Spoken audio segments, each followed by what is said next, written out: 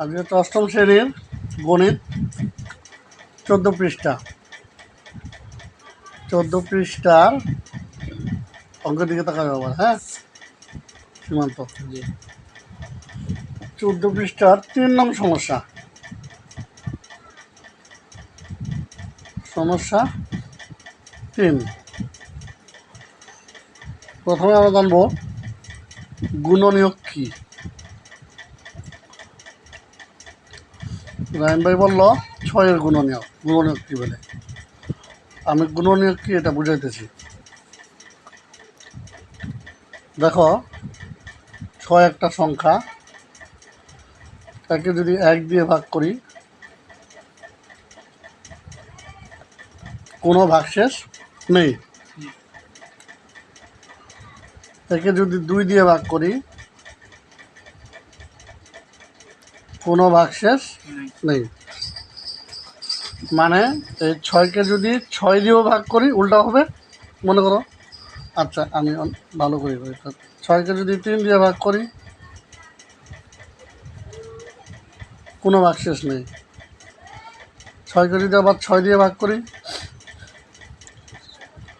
কোনো ভাগশেষ নেই, আছে না। কিন্তু 6কে যদি 5 দিয়ে ভাগ করি ভাগশেষ কত থাকবে? তাহলে এই 6 সংখ্যাটার গুণনীয়ক হচ্ছে এটা, এটা, এটা, এটা। কথা বোঝা গেছে? কিন্তু এটা কোনো গুণনীয়ক না। তাহলে যদি আমি গুণনীয়কের সংজ্ঞাটা এখন লিখতে চাই, গুণনীয়ক কি? গুণনীয়ক কোনো সংখ্যাকে কোনো হাত ব্যথা করলে রাইম রেডিও সংখ্যাকে যে সংখ্যা দিয়ে ভাগ করলে, যে সংখ্যা বা যে সকল সংখ্যা দিয়ে, যে হোক সংখ্যা দিয়ে ভাগ করলে কোনো ভাগশেষ থাকে না।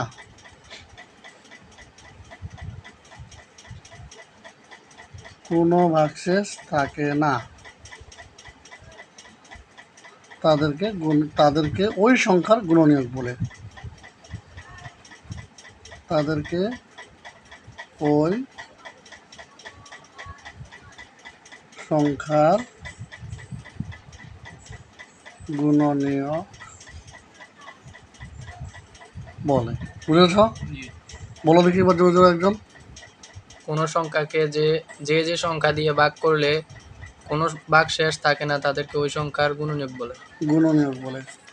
তাহলে এখন আমি যদি বলি 12-এর গুণনীয়কগুলো কি কি, কিভাবে বের করব?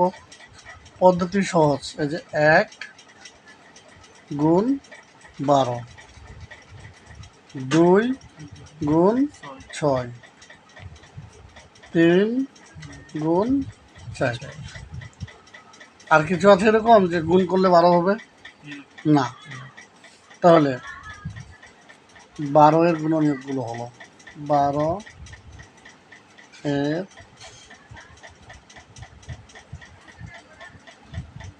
গুণনীয়কগুলো হলো 1, 2, 3, 4, 6, 12। বুঝা গেছে? এখানে কি বলছে? 8-এর গুণনীয়ক বের করতে বলছে। 1, 2, 4, 8 এগুলো একই নিয়ম করছে। এখন এখানে একটা কাজ দিতে দেখো, 10-এর গুণনীয়কগুলো বের করো, 10কে বাদ দিয়ে এর গুণনীয়কদের যোগ করলে কি পাওয়া যায়। এখন আমি সেটা করতেছি। তাহলে 10-এর গুণনীয়কগুলো হলো 10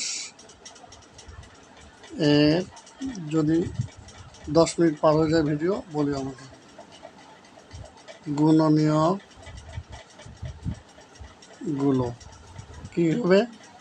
10 সমান 1 গুণ 10, 2 গুণ 5, 3 হবে, 4 হবে, 5 তো হয়ে গেছে। তাহলে অতএব 10 এর গুণনীয়ক গুলো হলো, বলো কি কি হবে? 1, 2, 5, 10। এবার একটা প্রশ্ন করছে, 10কে বাদ দিয়ে এর গুণনীয়কগুলোকে যোগ করলে কি পাওয়া যায়? তাহলে আমরা 10কে বাদ দিয়ে গুণ করি। 1 যোগ 2 যোগ 5, 7 পাওয়া যায়, তাই না? জি। যা 10 থেকে ছোট, যা 10 থেকে ছোট। বুঝে গেছে? জি। এবার আমরা যাব, কি বলছে, 12 এর গুণনীয়কগুলো বের করো। তো 12গুলো আমরা বের করছি না, এই যে 1, 2, 3, 4, 6, 12। এবার কাজটা হচ্ছে আমাদের এই 12 এর গুণনীয়কগুলোকে 12 বাদ দিয়ে আমরা যোগ করব। 12 বাদ দিয়ে যোগ করলে কত হবে যোগফল? কোথায় করি? এখানে করি, যদি এখানে জায়গা আছে। 1 যোগ 2 যোগ 3 যোগ 4 যোগ 6, কত হবে যোগফল? 6 4 10 3 13, 13 আর 3 16। তাহলে কি এটা 12 চেয়ে বড় না? জি। এটা 12 চেয়ে কোনটা বড়? যোগফলটা বড়। বড়।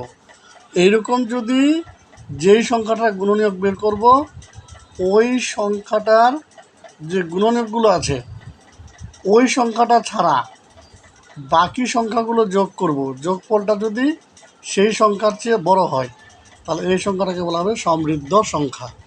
সমৃদ্ধ সংখ্যা, সমৃদ্ধ সংখ্যা। আমি মনে হয় ক্লিয়ার করতে পারিনি, আমি যদি আরেকটা উদাহরণ দিই তাহলে ক্লিয়ার হবে বিষয়টা।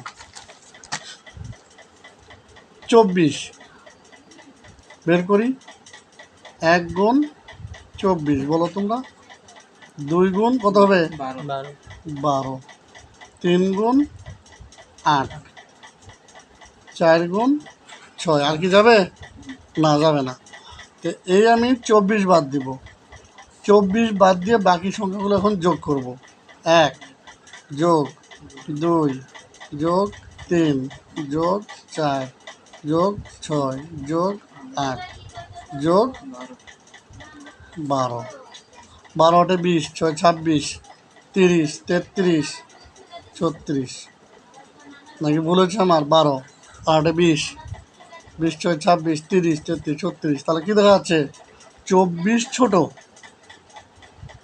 24 ছোট, 24-এর চেয়ে 36 বড়। তাহলে 24 একটা সমৃদ্ধ সংখ্যা। কিন্তু 10 কি সমৃদ্ধ সংখ্যা? জি না। কেন না? 1 গুণ 10, 2 গুণ 5। তাহলে 10 বাদ দিয়ে যোগ করি। 1 যোগ 2 যোগ 5, 8। কারণ এই সংখ্যাটা ছোট, এই সংখ্যাটা বড়। বড়। তাহলে আমাদের অঙ্কের অনুসন্ধান উপস্থাপনের জন্য নির্দেশনা একটা দেওয়া আছে। এই নির্দেশনাটা তোমরা ভালো করে পড়বে। পড়ার পরে আমি আরেকটা ক্লাস নেব তোমাদের জন্য, এটা খুব ভালো করে। সেই পর্যন্ত থাকবে, ঠিক আছে? তোমাদেরকে ধন্যবাদ জানাচ্ছি আমার ভিডিওটা দেখার জন্য। যদি বুঝে থাকো তো ভালো, আর যদি না বুঝো তাহলে যে কমেন্ট বক্স আছে সেই কমেন্ট বক্সে তোমরা কমেন্ট করে জানাবে, আমি আরও ভালো করে বোঝানোর চেষ্টা করবো। ধন্যবাদ সবাইকে, বাই বাই।